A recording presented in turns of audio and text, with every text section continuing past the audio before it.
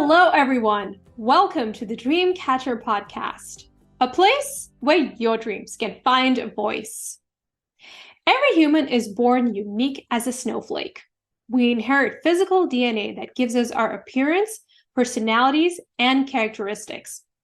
But did you know that we also inherit emotional DNA? This ancestral blueprint of thoughts and feelings determine how we perceive and act. My guest, Judy Wilkins-Smith, says that when we understand our emotional blueprint, transformation is always possible. Join me for this empowering discussion with her. Judy Wilkins-Smith is a highly regarded organizational, individual, and family patterns expert. A systemic executive coach, trainer, facilitator, thought partner, and leadership conference and motivational speaker, she has 18 years of expertise in assisting high-performance individuals, Fortune 500 executives, and legacy families to end limiting cycles and reframe challenges into lasting breakthroughs and peak performance. In this interview, Judy will share a variety of strategies and practices to help you decode your emotional blueprints.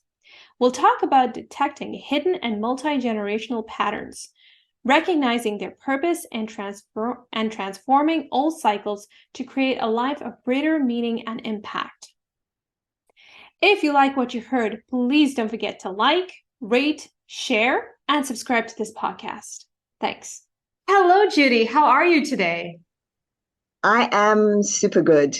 It's a lovely day in Texas, a little bit colder than I like, but I'm good. How about you? Oh, I'm doing fantastic. I'm just so happy that you're here to tell us more about yourself and your fascinating work on decoding hidden patterns in our emotional DNA. And it seems like more and more people are curious about their ancestry and how it impacts them. So, Judy, why do you think that's the case? Well, here's the thing with ancestry, it's where do I belong? It's about belonging. Where do I belong? And so they look at that and you watch people who find their ancestors from decades, generations, multi-generations, and you'll see them get quite emotional. It's because it gives us that sense of connectedness and belonging. So that's what we call genealogy 1.0. What I do is what I call genealogy 2.0, because just knowing where you belong is one very small aspect. But when you understand the events in your family system and their impacts, you begin to understand yourself, because those events cause reactions that cause thoughts, feelings, actions, which become patterns that then become mindsets. And then we say that's the truth. Only it's not the truth. It's your truth, and you can change it anytime you want to. And it's extremely powerful. So my suspicion is we've known somewhere for a long time that ancestry is the key to unlocking our own full potential. This particular modality enables you to do exactly that. Yeah. I also see a lot of these videos on, they kind of look at the ancestry and the older records of celebrities. They feature celebrity guests, and you can I know who you're talking about. Yes. Yeah, and it's like the celebrities, most of them get so emotional, or they're just in awe, like when they find out the stories of their ancestors, and it seems to be a very healing process when they're just finding out what happened to them and what was their fate. That Right. seems to that just finding that missing link. It seems to really, I don't know. It seems to really fill a void. Yeah. So here's why. So there are two programs. I think the one that you're referring to is Who Do You Think You Are? And that's the one. Yeah. And of course, every time I see that show, I'm like, how do I get to the producers? Because they're still not filling in all. Why do we get so emotional, and how does it fill in the gaps? First of all, one thing, we're all convinced we have to heal. That's not the truth. What we have to do is we have to add. We have to bring balance to the system and then add our own chapter. So that feeling is, oh my goodness, I'm connected to that. No wonder I feel the way I do. No wonder I act the way I do. No wonder I think the way I do. oh my goodness, it makes perfect sense. So now we realize that we're part of a long chain of love letters, in a sense. We're the latest link. Now, for many of us, some of those patterns are great, and you want to take those and embrace them and add to them. Yes. But for all too many of us, we have these voids. There are places where we're stuck. We don't manage. We don't do well. And the code is right there, because what it's saying to you is that pattern of not coping has come down through multiple generations. And it's bumping at you because it's saying to you, please stop this and start something new. So you've always got the two patterns, one that's trying to stop and one that's trying to start. So literally what you're doing is you're looking at your inheritance and you're knocking on the door of your purpose. And that's pretty powerful stuff. That is. And you've been doing this work for a while, Judy. You've been doing it for like 18 years. You've been studying and teaching generational and systemic work for a while now. So I'm just curious to know, what were the events in your life that led you to the life-changing work that you do today? Yeah, so I've been doing this kind of work for a long time, but this particular one, probably now for about 12 or 13 years or so. So what happened was we moved to the US, and not long thereafter, my father was killed. And it was either write books or go crazy. And I decided that writing books was probably a better option than going crazy. So I was doing research for one of the books, and up popped this stuff. And I called the person who was already working with some of this and asked for help. And they said, come study my work and I will help you with a book. So I went and studied the work and got zero help with the book, just by the way. But what it did was I suddenly realized that this was a language that I understood.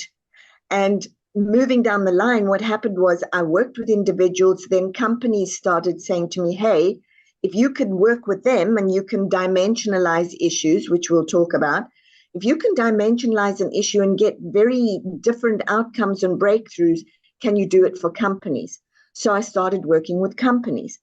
So about 5 years in, somebody says to me, well, of course, you know what you're doing with this stuff. And I went, why? And they said, well, it originated in South Africa with the Zulu nation. And that was a click for me, because I was sort of vaguely aware, but I really wasn't that aware that that's where it had started. But here's the kicker. I used to work in healthcare. When I left to come to the US, the person who gave my farewell speech was a Zulu gentleman. And he said to me, you may be leaving us, but you will find a way to represent us in the world. And I laughed. And now I do it every day. So it was really a very Was big he psychic? Yeah, you wonder. Actually, if you look at your own life, you will see that there are moments in your life where people have told you things about your future self. And you look back and go, how'd they know that? I had a teacher in fourth grade who said to me, no, you won't be in medicine, sweetheart. You're going to write books and help people's hearts. And I went, no, I'm not. Well, turns out maybe she knew something I didn't. Wow, that's amazing. And Judy, you said that the system originated with the Zulus in Africa, but I was of the impression that constellation work came from Germany. No. So the person who took it all away is Bert Hellinger. So you're quite right with that. And he was based in Germany, Austria. He started this work when he went to South Africa as a Catholic missionary. And he worked with the Zulus. And he noticed that they didn't have neuroses, and he studied them. So no, it began with the Zulus, but it very much found its place with him. Okay. And the way you teach it, is it all science-based, or is there a metaphysical component to it as well? Full spectrum. So when I go into a company, I'm very business oriented, and it's got a very nice business frame, and I've codified the business frame. So that's what I teach. But then when we start working, people very quickly begin to understand that they're very capable of sensing into the system. They're very capable, because we do that all the time. You watch somebody on a show and they have a breakthrough moment and you go, oh, and you tear up. What are you doing? You're sensing into their system. And we do it all day long. We've just never been taught that we do. So it's very business. And then it's also very scientific, because it uses epigenetics and neuroscience. The minute you start changing, you're rewiring your brain, you're rewiring your body. If there is a large impact on the system or on your system, and you begin creating that emotional DNA, you're also activating on-off switches and receptors on your genetic code. So it's all. And then when you go into this and you do a constellation, which is that 3D process, and at live events, when I do that, I'm using live representatives, and people can actually see the pattern and feel the pattern and hear it and speak about it and touch it. They have this whole in the moment rewiring, which means they're now shifting, and they have an aha moment where they have deep insight into what's happened. It's no longer this narrow focus of my life doesn't work. It's here's what happened, here's the impact, and here's what's possible. And so you'll see them have very deep spiritual movement and metaphysical movement as well. And they will literally say to me, my brain can't think the same anymore. My body doesn't feel the same. I'm not feeling the same. So it's an all process. It's where science and metaphysics go, hello, and come together. Yeah, that's the overlap, right? Yeah. Yeah. And could you please clarify what you mean by emotional DNA? Emotional DNA is what I call it. It's your patterns of thoughts, feelings, and actions. Mm-hmm. And you inherit those very often from prior generations. So quite often I'll have someone who says to me, I've been sad for as long as I can remember. When I hear that, I'm curious. When did it start for you? What was happening in your life at the time? What did you tell yourself about that? How did you feel? What did you make it mean about you? What did you make it mean about others? And most importantly, is there anyone else in your family system who is similar? This is what emotional DNA is. And with your emotional DNA, opposite or a little bit contrary to physical DNA, you can change this one, which means you can change your life. Yeah. Okay.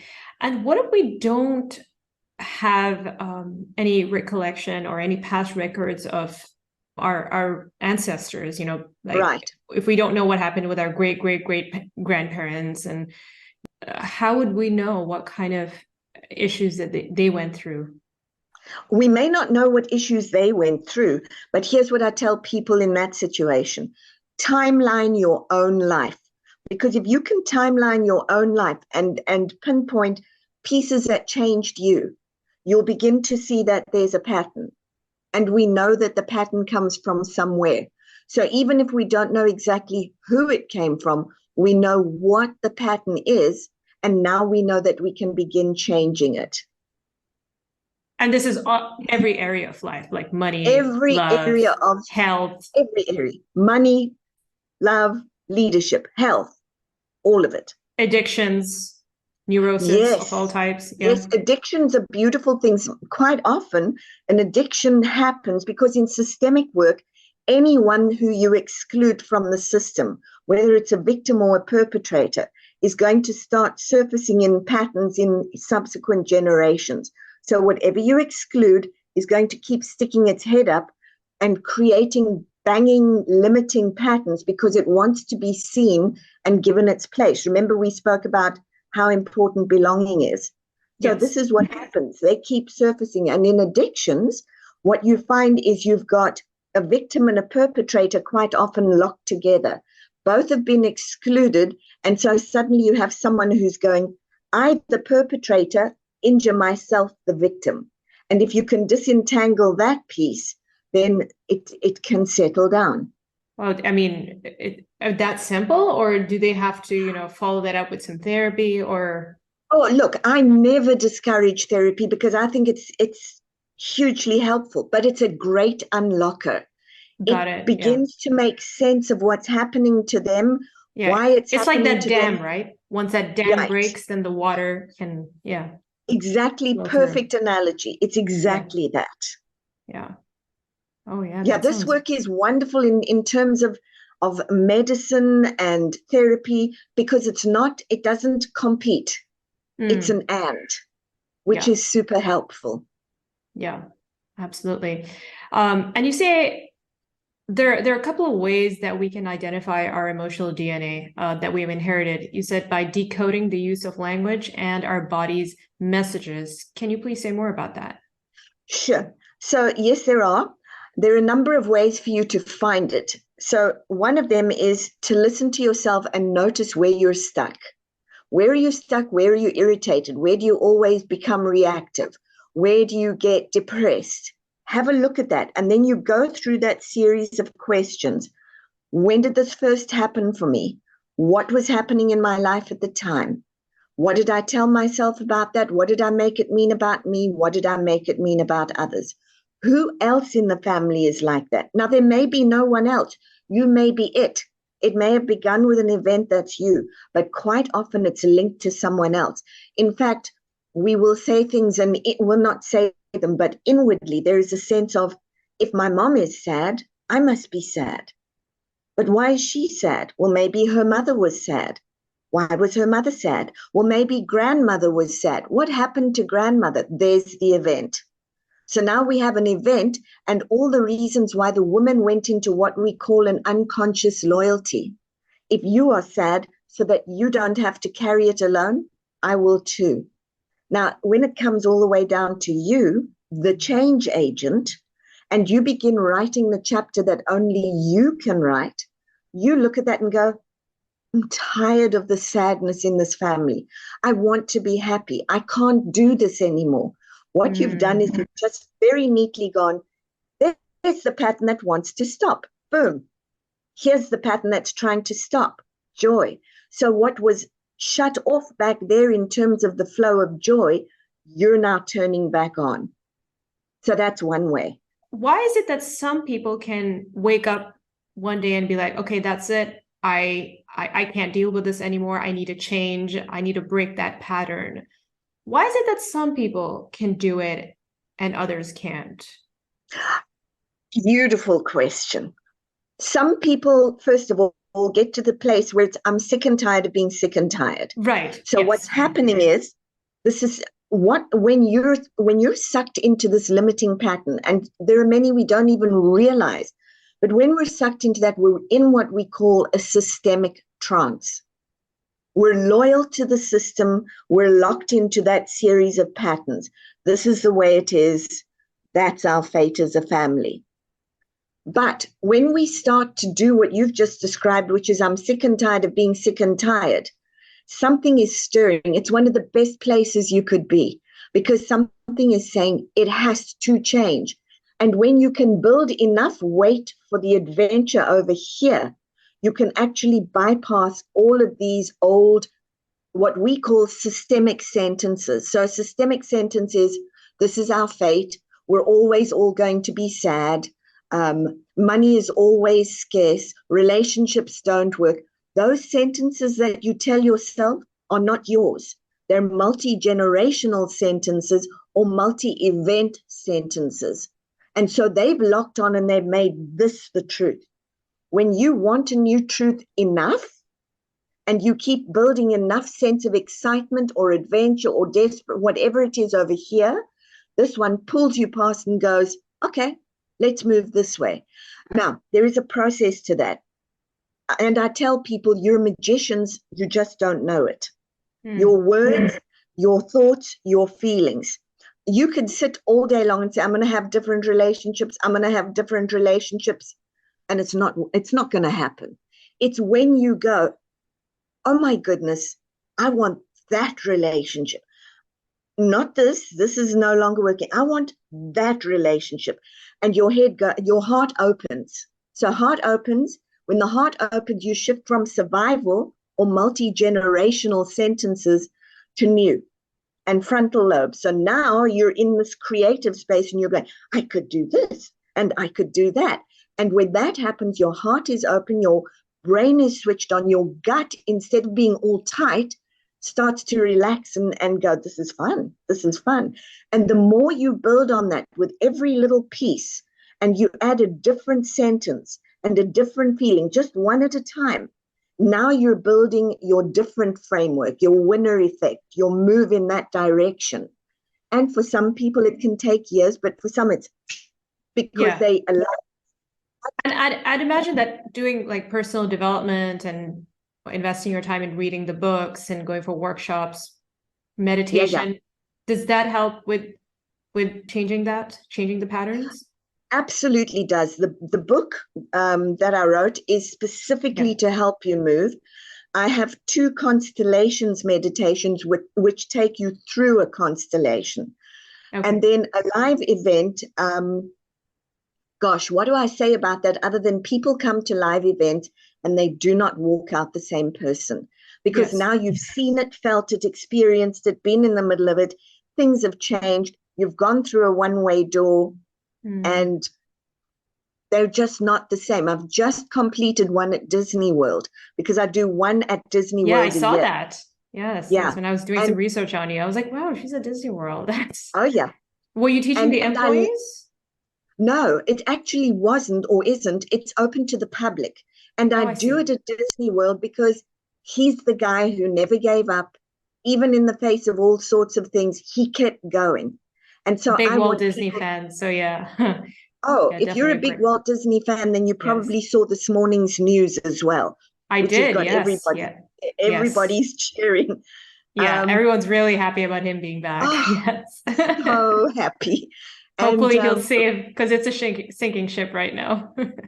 Yeah, I think he'll turn it around. Yeah, Bob Iger is, I'm so glad he's back. Me too. But the whole point of that is to take people into the luxury section of Disney, stretch them a little, make them work during the day, and then play during the night so they can see how work and play can really buddy each other. So I do one a year there. I do them around the world throughout the year, but one at Disney. And people just walk away going, not the same anymore. But yes, big fan of Disney, as we can see. I'm all things Disney and very happy about today's news. In fact, it's already it's doing well. Yeah, I was really happy to see that too. So that's fabulous that you work with them. That's great. I love it. And I take companies there as well. We do themed pieces where I take them there, like the Jedi leader, the incredible leader. Yeah. Oh, how fun. Oh, yeah. It's lovely. Maybe I'll attend it one day. I would love to see you there. Okay. The next one will be around about September, October, November. Put it on your calendar. Okay. I'll keep that in mind for sure. And everyone else listening, whoever's interested in joining. Yes, please. Welcome. Yes. Come play. Yeah. All right. And you also say that, Judy, you also say that our body sends us signals about the emotional DNA. So can you say a little bit about that too, please? You actually said in the book that the body never lies. And I totally agree with that. The body does not lie. And if you don't listen, it gets louder and louder. So one of the most obvious ones, and people always laugh when they hear it because they go, oh, of course. If you have gastrointestinal problems, ask yourself, what in my life can I not stomach at the moment? Yeah. Literally. With headaches, things like migraines. Sometimes in systemic work, what we find is that is love that has nowhere to land. And so it backflows and it builds up. With things like obesity is one of my favorite because it has so many different systemic components. Some people will expand their mass to include the missing ones. That's one we see quite often. Or there are people who confuse their foods. You should have an infinite supply of emotional food and a finite supply of physical food. But when the emotional food isn't there, then often what we cannot take into our soul, we take in through our mouths, and we get the two confused. Oh, how interesting. Yeah, the body is a very nice literal translator. It's saying, I've tried everything else to get your attention. You're not listening. Let's have a conversation. Yeah. Great, great. And you also say that meta patterns, I know you dedicated like a couple of chapters to that. You call it the big gun, if I'm not mistaken. The big gun. The big gun. And you say that it keeps us in a systemic trance. So tell us about meta patterns, Judy, and why is it important for us to know about it and how it impacts us? In so many ways, in ways of wealth and finance, we get taught, don't be greedy. Money doesn't grow on trees. Money beliefs, yeah. Yes, only greedy people have money. We hear all of these negative things, and then we want it. And then when we get it, we spend our time trying to give it away. I literally had somebody who said to me, I haven't been working for a year, but that's good because they paid me too much anyway. And I was like, what? Are you listening to what you just said? So that's Talk one about of the first ones. world problems. Yes. So, and I teach money DNA. It's one of my favorite things to teach because money is a friend and people don't know that. But there's another very big meta pattern that has us locked down as in humanity at the moment. And that is the victim pattern. We have monetized it, glamorized it, sanitized it.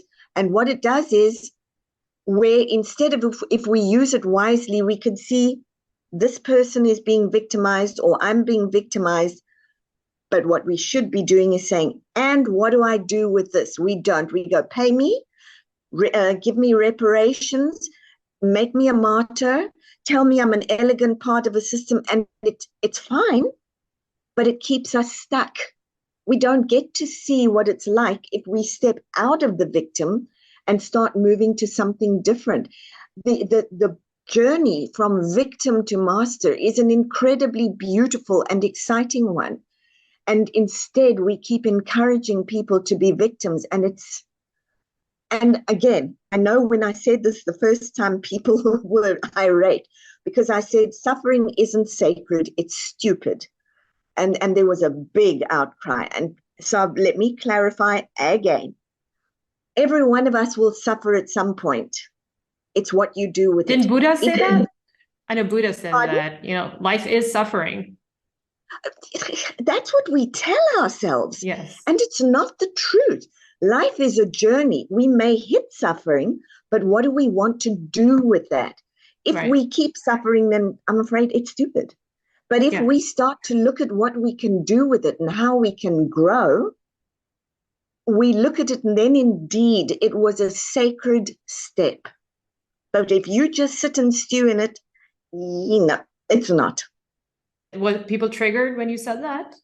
Oh, people were in two ways, actually. I had so many comments on that. People were saying, you're taking away my religion. No, I'm not.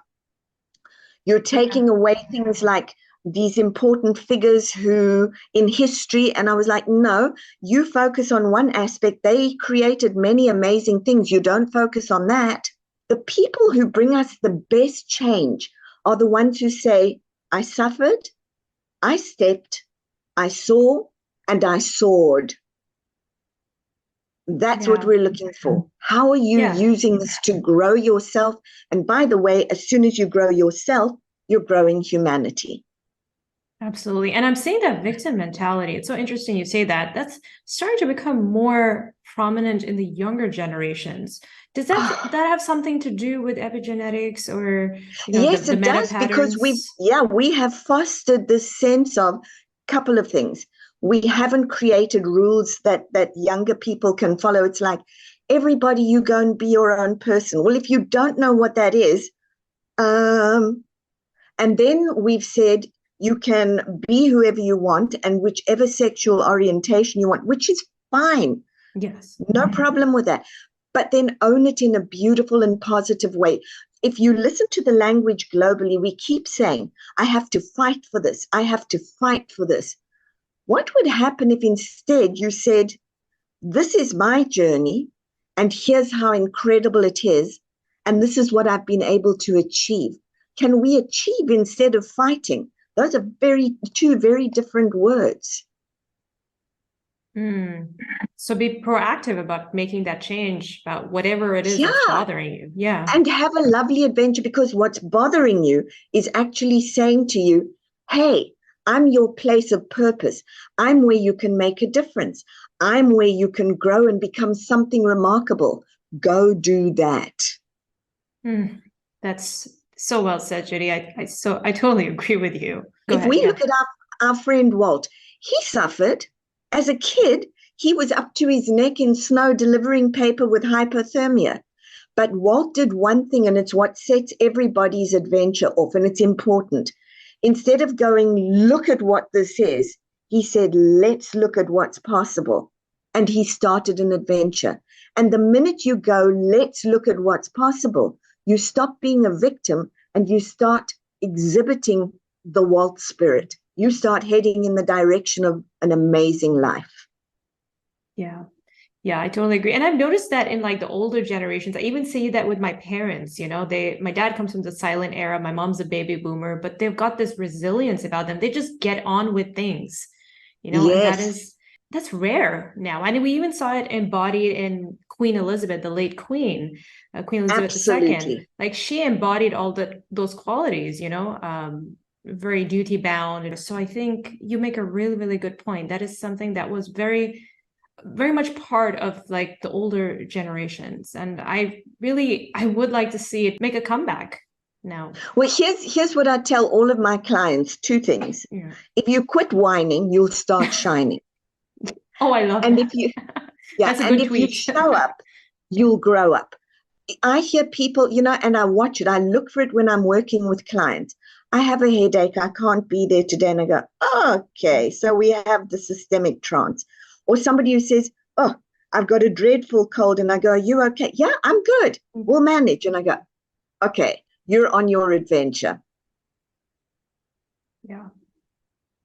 So, Judy, getting back to the emotional DNA and identifying our patterns, once we identify them, what are the first steps that we can take to start changing it? Okay, so a couple of things. Remember, I spoke to you about being the wizard. I just talked about the fact that we're wizards. Something that we've got to teach ourselves, because we actually do it all day long, is that we feel. We're very feeling beings. Mostly what we do is tell ourselves horror stories about ourselves that we believe. And our body goes, yep, see, you were stupid, shouldn't have done that. You're so dumb. Oh my goodness, why did I do that? I'm such a... And then the body's into it as well. And so it becomes the truth. So one of the first things is identifying what your heart's desire is. Doesn't matter how crazy it seems, it really doesn't. I've been through enough of that to know that if you have it, you'll get it. So what is my heart's desire?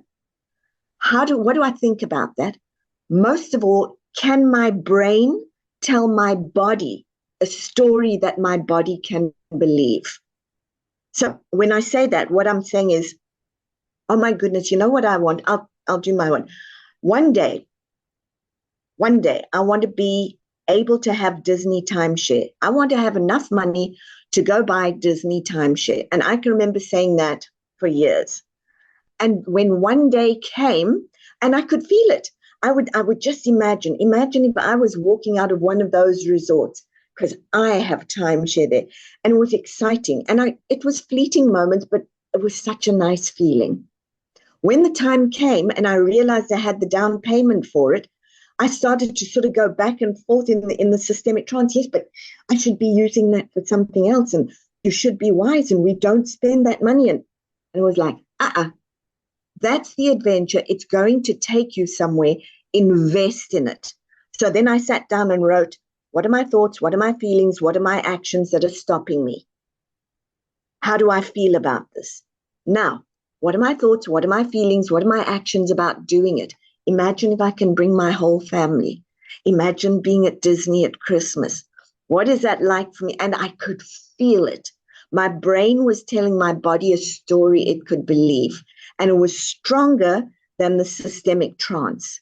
And I started to pull. So for people, what I say is, give yourself a goal, make it a stretch, not a crack or a break, a stretch. And then don't go sharing it with everybody who's going to rain on it, but make it your own private adventure and keep putting pennies, dollars, time into that. And when you've got it, then say to the world, look, because they're invested in you not getting there. As long as you don't get there, they feel very safe because now they don't feel like, well, she did, what's wrong with me? There's nothing wrong with you. She decided to go for it and didn't stop. That's all. When you snap out of the sleep and you go for the adventure, your life will never, ever be the same again. That's it. You have to be motivated enough. You got to have that that fire in you to actually to make that change and to actually reflect on those questions. Yeah, and it doesn't matter if it's slow. It doesn't matter. You will get there because the more that you win and celebrate, which is important, even if it's quietly here, you build a winner effect. You're telling yourself, I can, I can, I can. And the more you do that, the bigger the steps you take until you get there. Yeah, it makes it sound more achievable. It's like you can do it one step at a time, slowly. And eventually it'll grow and come to you in most unexpected ways. For me, I wanted that, but I'd been saving because I wanted to bring my brother out from South Africa with his family. And I'd been flying around, so I had the frequent flyer miles, so I could use those. And I had enough to bring them out and enough for accommodation at Disney. And then when I looked at the price of the accommodation and I looked at timeshare, the accommodation was exactly the amount I needed to put down on timeshare, and I could have it forever and I could pay off the timeshare. So it finds its way to work into what it is that you're wanting. It may not be the way that you thought, but it's pretty darn amazing. Yeah, that's where the metaphysical element comes into Totally. The universe is working with you. I think this is something people don't understand. Once you begin to become aware of what's in your system and you look around you and you begin to really show up to grow up, you'll notice how things start swinging into place. It's because now you're in harmony and coherence with the universe and you're aligned. So the universe doesn't have to go, stop. Where are we at now? It's all aligned. Wow. Okay. And for those who want to, they want to work on themselves more, they want to do the systemic work, do you recommend working with a coach, or do you do one-to-one coaching? Or I do one-to-one coaching. Okay. So people can reach me. Yeah. I don't always have space, but I do one-to-one coaching. Okay.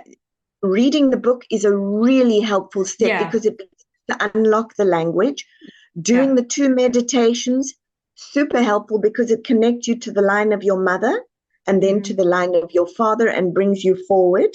Live events, if they can get to them, are very powerful. They shift.